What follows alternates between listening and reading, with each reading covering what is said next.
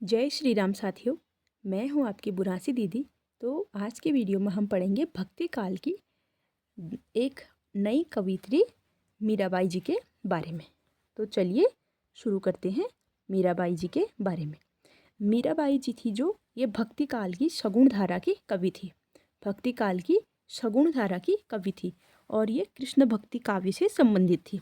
भक्ति काल की कृष्ण भक्ति काव्य धारा से संबंधित कवियत्री थी। और जो मीरा थी, मीराबाई, इनके गुरु कौन थे? रैदास। इनके गुरु थे रैदास। मीराबाई का जन्म हुआ था 1498 ईस्वी में। 1498 जब वास्को डी गामा भारत आया, यानी भारत की खोज, उसने समुद्री मार्ग की खोज की थी, तभी मीराबाई जी का जन्म हुआ था 1498 ईस्वी में। और इनकी मृत्यु होती है 1547। 1547 को ऐसे याद कीजिए, आज़ादी के 300 साल पहले, यानी कि 1947 में आज़ादी होती है ना, तो 300 साल पहले इनकी मृत्यु हुई थी और 1498 में जन्म हुआ था, 1547 में मृत्यु हुई थी। और इनका विवाह होता है, मीराबाई जी का विवाह होता है उदयपुर के महाराणा भोजराज के साथ। उदयपुर के महाराणा भोजराज के साथ मीराबाई जी का विवाह होता है। ठीक है, तो चलिए एक सेकेंड, ये तुलसीदास जी का आ गया। तो मीराबाई जी का जन्म कब बोला हमने? 1498, और 1547 में इनका देहांत हो गया। उदयपुर के महाराणा भोजराज से इनका विवाह हुआ। इनकी प्रमुख रचनाएं थी नरसी जी का मायरा या बरसी जी का मायरा। नरसी जी का मायरा, कहीं पे बरसी लिखा है, नरसी जी का मायरा, गीत गोविंद टीका, राग गोविंद, राग सोरठ, मेरा दर्द न जाने कोई। नरसी जी का मायरा, गीत गोविंद टीका, राग गोविंद, राग सोरठ, मेरा दर्द न जाने कोई, ये मीराबाई जी की प्रमुख रचनाएं थी। पायो जी मैंने राम रतन धन पायो, ये किसने कहा था सबसे पहले? मीराबाई जी ने। पायो जी मैंने राम रतन धन पायो, ये भी किसने कहा था? मीराबाई जी ने। पग घुंघरू बांध मीरा नाची रे, पग घुंघरू बांध मीरा नाची रे, ये किसका पद है? ये भी मीराबाई का है। पग घुंघरू बांध मीरा नाची रे, श्याम मोसू ऐसे डोले हो, श्याम मोसू ऐसे डोले हो, ये भी किसका पद है? मीराबाई जी का। तो 3 पद, मुख्य पद हैं जो, पायो जी मैंने राम रतन धन पायो, पग घुंघरू बांध मीरा नाची रे, श्याम मोसू ऐसे एंडो डोले हो, तो ये किसके थे? मीराबाई जी के थे। अब हम भक्ति साहित्य की बात करेंगे। भक्ति साहित्य चला था हमारा 1318 ईस्वी से 1643 ईस्वी तक। 1318 ईस्वी से 1643। तो मीराबाई कब से कब तक थी? 1498 से 1547। तो इसी काल के अंदर आ गई ना। तो मीराबाई जी भक्ति काल की कवियत्री थी, महान कवियत्रियों में से एक थी। ठीक है, तो भक्ति साहित्य कब तक चला? 1318 ईस्वी से 1643 तक। और भक्ति काल में 2 धाराएं थी। भक्ति काल में 2 धाराएं थी, एक सगुण धारा थी, एक निर्गुण धारा थी। सगुण धारा और निर्गुण धारा। और सगुण धारा में भी 2 प्रकार की धाराएं थी, एक थे राम भक्त कवि और दूसरे थे कृष्ण भक्त कवि। एक थे राम भक्त कवि और दूसरे थे कृष्ण भक्त कवि। राम भक्त कवियों में तुलसीदास जी का नाम अग्रणी है। राम भक्त कवियों में तुलसीदास जी का नाम अग्रणी है। और जो इनकी रामचरितमानस है वो इनके राम भक्ति काव्य का सबसे अनूठा उदाहरण है। ठीक है, तो और कृष्ण भक्ति काव्य के भी, कृष्ण भक्तों की भी हम बात करेंगे। जो भक्ति साहित्य के दौरान कृष्ण भक्त हुए थे वो थे, अभी जो मीराबाई पढ़ी वो हो गए, और पहले हमने सूरदास जी पढ़े थे, वो भी भक्ति काल के थे कृष्ण भक्त। सूरदास, मीराबाई, रसखान और कुंभनदास। सूरदास, मीराबाई, रसखान और कुंभनदास, ये कृष्ण भक्ति वाले थे भक्ति साहित्य के। और जो निर्गुण धारा थी, निर्गुण धारा के भी 2 कवि थे, एक ज्ञान मार्गी थे और एक प्रेम मार्गी थे। ज्ञान निर्गुण भक्ति साहित्य की निर्गुण धारा की जो ज्ञान मार्गी धारा के कवि थे, उनमें से एक है कबीर, उनमें से एक है कबीर। और प्रेम मार्गी धारा के भी कवि हुए हैं। ठीक है, चलिए अब मीराबाई के बारे में एक बार फिर से थोड़ा देख लेते हैं डिटेल में। इसमें इनका जन्म दिया है 1503 में, लेकिन 1498 भी है, एनसीईआरटी में 1498 दिया है, तो हम इसको फर्स्ट प्रेफरेंस देंगे। ओके, कहाँ हुआ था इनका जन्म? मेड़ता में हुआ था। मीराबाई के बचपन का नाम था पेमल। मीराबाई के बचपन का नाम था पेमल। और जो मीराबाई है इनके गुरु का नाम था रैदास या रविदास, जो कि हम पहले पढ़ चुके हैं। और विवाह हुआ था इनके महाराणा भोजराज से, यानी कि ये कौन थे? महाराणा सांगा के पुत्र थे। महाराणा सांगा के पुत्र थे। 1518 ईस्वी में इनका विवाह हुआ। 1518 में इनका विवाह हुआ। और मीराबाई को हिंदी की पहली कवित्री माना जाता है। मीराबाई को हिंदी की पहली कवित्री माना जाता है। किनको? मीराबाई जी को। और इनकी भाषा कैसी थी जो इनके काव्यों में प्रयुक्त थी? राजस्थानी मिश्रित ब्रज भाषा का प्रयोग करती थी। ये अपने काव्य में राजस्थानी मिश्रित ब्रज भाषा का प्रयोग करती थी। और मीराबाई की भक्ति भावना कैसी थी? माधुर्य भाव। माधुर्य भाव। मीराबाई की भक्ति भावना कैसी थी? माधुर्य भाव। ये कृष्ण भगवान को अपने पति के रूप में प्रेम करती थी। और इनके गुरु कौन थे? रैदास और कबीर। रैदास, कबीर और मीराबाई। रैदास और कबीर। रैदास कौन थे? मीराबाई जी के गुरु थे। और रैदास और कबीर के गुरु थे रामानंद। रैदास और कबीर के गुरु थे रामानंद। रामानंद किसके गुरु थे? रैदास के गुरु थे। मीराबाई के गुरु कौन थे? रैदास के गुरु थे रामानंद। मीराबाई के गुरु रैदास के गुरु रामानंद। और कबीरदास जी के गुरु भी रामानंद। और मीराबाई की रचनाएं हम फिर से देखते हैं। गीत गोविंद टीका, नरसिंह जी का मायरा, राग गोविंद, राग सोरठ, राग बिहाग। गीत गोविंद टीका, राग सोरठ, राग बिहार, नरसिंह जी का मायरा। राग सोरठ, राग बिहार, नरसिंह जी का मायरा। गीत गोविंद टीका, नरसिंह जी का मायरा, राग गोविंद, राग सोरठ, राग बिहाग। गीत गोविंद टीका, नरसिंह जी का मायरा, राग गोविंद, राग सोरठ, राग बिहाग। ये थी मीराबाई जी की रचनाएं। तो ये था मीराबाई का। एक बार फिर से इनकी रचनाएं बोलते हैं। 1498 में जन्म हुआ, 1547 तक। और ये भोजराज की पत्नी थी, उदयपुर के महाराणा। और नरसिंह जी का माया, राग गोविंद, राग सोरठ, ये मीराबाई जी के कुछ काव्य हैं। मेरा दर्द न जाने कोई, पायो जी मैंने राम रतन धन पायो, पग घुंघरू बात मीरा न चिरे, श्याम मोशु ऐसे डोले हो। तो और ये थे। और इनके बचपन का नाम पेमल था। और हिंदी की पहली कवित्री मानी जाती है मीरा। और राजस्थानी मिश्रित इनकी भाषा थी। भक्ति भावना थी, माधुर्य भाव। तो ये थी मीराबाई। अब भक्ति काल के अगले कवि रसखान जी के बारे में भी हम इसी वीडियो में चर्चा करेंगे। चलिए, जो रसखान है ये भक्ति काल की सगुण धारा के कवि थे। भक्ति काल की सगुण धारा के कवि थे। और ये भी कृष्ण भक्त कवियों में से एक थे। कृष्ण भक्त कवियों में से एक थे। जैसे मीराबाई, सूरदास और रसखान, ये सारे क्या थे? कृष्ण भक्त कवियों में से एक थे।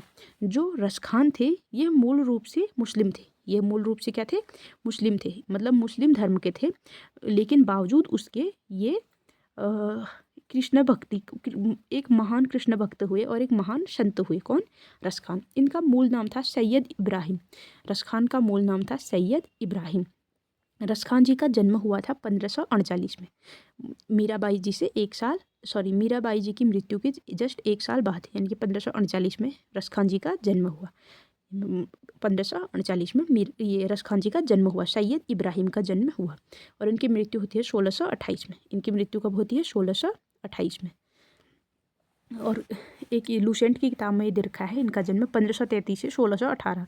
1533 से 1618 इनका काल दिया है रसखान जी का। रसखान जी ने दीक्षा ली थी किससे? गोस्वामी विट्ठलनाथ जी से। गोस्वामी विट्ठलनाथ जी से रसखान जी ने दीक्षा ली थी। यानी कि रसखान जी के गुरु कौन थे? गोस्वामी विट्ठलनाथ। गोस्वामी विट्ठलनाथ किसके गुरु थे? रसखान जी के। और रसखान जी की कृतियाँ थी, प्रमुख कृतियाँ कौन कौन सी थी? सुजान रसखान, प्रेम वाटिका, दान लीला, रसखान रचनावली, सवैये। तो कौन कौन सी थी? सुजान रसखान, प्रेम वाटिका, दान लीला, रसखान रचनावली, सवैये। सुजान रसखान, प्रेम वाटिका, दान लीला, रसखान रचनावली, सवैये। सुजान रसखान, प्रेम वाटिका, दान लीला, रसखान रचनावली, सवैये। और जो रसखान थे सैयद इब्राहिम थे। जो इनके संस्कृत गुरु कौन थे? बदायूनी। इनके संस्कृत गुरु कौन थे? बदायूनी। रसखान के संस्कृत गुरु कौन थे? बदायूनी। फिर से बोलेंगे इनकी कृतियाँ। सुजान रसखान, प्रेम वाटिका, दान लीला, रसखान रचनावली। सुजान रसखान, प्रेम वाटिका, दान लीला, रसखान रचनावली, सवैये। सुजान रसखान, प्रेम वाटिका, दान लीला, रसखान रचनावली, सवैये। अब इनके बारे में बोलेंगे। जो सुजान रसखान और प्रेम वाटिका है, सुजान रसखान और प्रेम वाटिका कृष्ण भक्ति काव्य है। कृष्ण भक्ति काव्य है। सुजान रसखान और प्रेम वाटिका क्या है? कृष्ण भक्ति काव्य है। और जो प्रेम वाटिका है, प्रेम वाटिका कई बार एग्जाम में पूछा जाता है। प्रेम वाटिका में कितने दोहे हैं? 53 दोहे हैं। 53 दोहे हैं किसमें? प्रेम वाटिका में। ठीक है। तो रसखान जी के संस्कृत गुरु कौन थे? बदायूनी। और इनको दीक्षा किसने दी थी? गोस्वामी विट्ठलनाथ ने। गोस्वामी विट्ठलनाथ ने इनको शिक्षा दी थी। अब चलिए, संप्रदाय निरपेक्ष कृष्ण भक्त कवि किन्हें कहा जाता है? मीराबाई और रसखान को। संप्रदाय निरपेक्ष कृष्ण भक्त कवि किनको कहा जाता है? मीराबाई और रसखान को। मीराबाई और रसखान को कहा जाता है संप्रदाय निरपेक्ष कृष्ण भक्त कवि। और खान खाना की उपाधि, इनको खान खाना की उपाधि दी गई, यानी कि अब्दुल रहीम खान खाना करके इनका नाम दिया गया। किसने? और अकबर के समकालीन थे, तो अकबर ने ही इनको क्या दी? खान खाना की उपाधि दी। ये कौन थे? अकबर के प्रधान सेनापति और मंत्री नवरत्नों में से एक थे। रसखान कौन थे? अब्दुल रहीम खान खाना कौन थे? सैयद इब्राहिम, यानी जो अकबर के प्रधान सेनापति, मंत्री और नवरत्न, जो अकबर के खास लोग थे, नवरत्न थे, उनमें से एक थे कौन? ये रसखान जी। और इनकी रचनाएं फिर से देखते हैं। रहीम सतसई, सॉरी एक सेकेंड, हाँ ओके सही। रहीम सतसई, मदनाष्टक, बरवे नायिका, नायिका भेद। रहीम सतसई, मदनाष्टक, रहीम सतसई, मदनाष्टक, बरवे नायिका, नायिका भेद। और जो अब्दुल रहीम खान खान है, इनके पिता का नाम क्या था? बैरम खान। इनके पिता कौन थे? बैरम खान। ये वही बैरम खान थे जो जिन्होंने अकबर का संरक्षण किया था। अकबर के संरक्षक थे ये बचपन में, अकबर के अभिभावक थे। 13 वर्ष की उम्र में जब अकबर का राज्याभिषेक होता है, तो तब भी इनके संरक्षक कौन थे? ये ही बैरम खान। और इनकी मम्मी का नाम क्या था? सुल्ताना बेगम। इनकी माता कौन थी? सुल्ताना बेगम। ये सुल्ताना बेगम थी जमाल खां की बेटी। सुल्ताना बेगम कौन थी? जमाल खान की बेटी।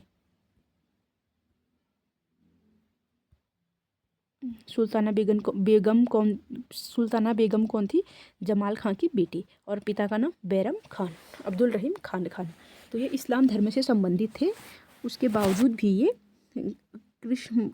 भी ये हिंदी साहित्य में कृष्ण भक्त कवियों में एक महत्वपूर्ण स्थान रखते हैं। चलिए आगे देखते हैं। और इनकी पत्नी थी महबानू बेगम। किनकी? रसखान की पत्नी थी महबानू बेगम। इनकी पत्नी थी महबानू बेगम। और इनका मकबरा कहाँ पर बनाया गया है? दिल्ली में। रसखान का मकबरा कहाँ बनाया गया है? दिल्ली में। इनको मिर्ज़ा खां का किताब भी मिला अकबर के दरबार में। रसखान को मिर्ज़ा खां का किताब भी मिला कहाँ पे? अकबर के दरबार में। अकबर के दरबार में। इनकी रचनाएं फिर से बोलेंगे। रहीम दोहावली, नगर शोभा, पंचाध्याय। रहीम दोहावली, नगर शोभा, पंचाध्याय। रहीम सतसई, मदनाष्टक, बरवे नायिका, नायिका भेद। फिर से बोलेंगे। रहीम दोहावली, रहीम सतसई, रहीम दोहावली, रहीम सतसई। नगर शोभा, पंचाध्यायी, नगर शोभा, पंचाध्यायी। मदनाष्टक, बरवे नायिका, नायिका भेद। मदनाष्टक, बरवे नायिका, नायिका भेद। फिर से बोलेंगे। रहीम दोहावली, नगर शोभा, पंचाध्यायी। रहीम दोहावली, नगर शोभा, पंचाध्यायी। रहीम सतसई, मदनाष्टक, बरवे नायिका, नायिका भेद। बरवे नायिका, नायिका भेद। रहीम दोहावली, रहीम सतसई, नगर शोभा, पंचाध्यायी। मदनाष्टक, बरवे नायिका, नायिका भेद। ये क्या थे? इनकी प्रमुख रचनाएं थी। अब इनके कुछ पद हैं जो सवैये से लिए गए हैं। जो इनके कुछ पद हैं जो 9th की NCERT है उसके सवैये हैं, उनसे लिए गए हैं जो रसखान जी के पद। तो उनमें से पहला पद है। मानुष हो तो वही रसखानी, मानुष हो तो वही रसखानी, बसो ब्रिज गोकुल की ग्वारन। एक तो ये है। और दूसरा है। या लकुटी अरु कामरिया पर राज तिहुपुर कोत जिडारो। या लकुटी अरु कामरिया पर राज तिहुपुर कोत जिडारो। ये भी किसका पद है? सवैये यानी कि रसखान जी का पद है। मोर पखा सिर ऊपर रखी हो, गुंज की माल गरे पहिरोंगी। मोर पखा सिर ऊपर रखी हो, गुंज की माल गरे पहिरोंगी। मोर पखा सिर ऊपर रखी हो, गुंज की माला गरे पहिरोंगी। ये भी किसका पद है? रसखान जी का। और एक अंतिम पद है इनका सवैये का, मतलब और भी पद हैं लेकिन मुख्य इनमें से अंतिम है। काननी दे अंगुरी रहिबो, काननी दे अंगुरी रहिबो, जब ही मुरली धुनी मंद बजे है। काननी दे अंगुरी रहिबो, जब ही मुरली धुनी मंद बजे है। चलिए एक बार फिर से देखते हैं। रसखान जी का जीवन काल कितने से कितना था? 1548 से 1628। 1548 से 1628 तक। और इनका निधन कहाँ होता है? वृंदावन में। निधन कहाँ पे होता है? वृंदावन में। और जन्म हुआ था काबुल में। जन्म हुआ था काबुल में। इनका मूल नाम क्या था? सैयद इब्राहिम रसखान। सैयद इब्राहिम रसखान। ये क्या थे? कृष्ण भक्त मुस्लिम कवि थे। रसखान कौन थे? कृष्ण भक्त मुस्लिम कवि थे। इनको दीक्षा दी थी गोस्वामी विट्ठलनाथ ने। मतलब इनके गुरु कौन थे? गोस्वामी विट्ठलनाथ। इनकी रचनाएं हैं अष्टयाम। अष्टयाम का अर्थ होता है आठों पहर कृष्ण भगवान की भक्ति का पूरा वर्णन, यानी कि आठों पहर, आठ पहर एक दिन में पूरे कितने पहर होते हैं? 8 पहर, तो 24 घंटे, यानी कि 3 पहर का एक दिन होता है, तो 24 घंटे, सॉरी, एक पहर 3 घंटे का होता है, ऐसे करके 8 या 24 ऐसे करके कुछ होता है, तो 8 पहर पूरा दिन माना जाता है। तो अष्टयाम रचना किसकी थी? ये थी रसकान की। इसमें क्या है? श्री कृष्ण भगवान की पूरी दिनचर्या का वर्णन है। अष्टयाम में श्री कृष्ण भगवान की पूरी दिनचर्या का वर्णन है। प्रेम वाटिका, प्रेम वाटिका ये क्या है? कृष्ण प्रेम का काव्य है। इसमें राधा को मालिन और कृष्ण को माली के रूप में दिखाया गया है। राधा को मालिन और कृष्ण को माली के रूप में किसमें दिखाया गया है? प्रेम वाटिका में। तो इसमें प्रेम प्रसंग है किसका? कृष्ण और राधा जी का। और दान लीला में राधा कृष्ण के पौराणिक प्रसंग का वर्णन है। दान लीला में क्या है? कृष्ण और राधा रानी के पौराणिक प्रसंग का वर्णन है। और चौथा कृति है सुजान रसखान। सुजान रसखान में क्या है? भक्ति के प्रेम पूरक प्रसंग राधा कृष्ण का वर्णन है। सुजान रसखान में क्या है? भक्ति के प्रेम पूरक प्रसंग राधा कृष्ण का वर्णन है। सुजान रसखान में क्या है? भक्ति के प्रेम पूरक प्रसंग राधा कृष्ण का वर्णन है। तो ये था हमारा भक्ति काल। आशा करती हूँ ये समझ में आया होगा आपको। चलिए अब विदा लेते हैं। जय श्री राम।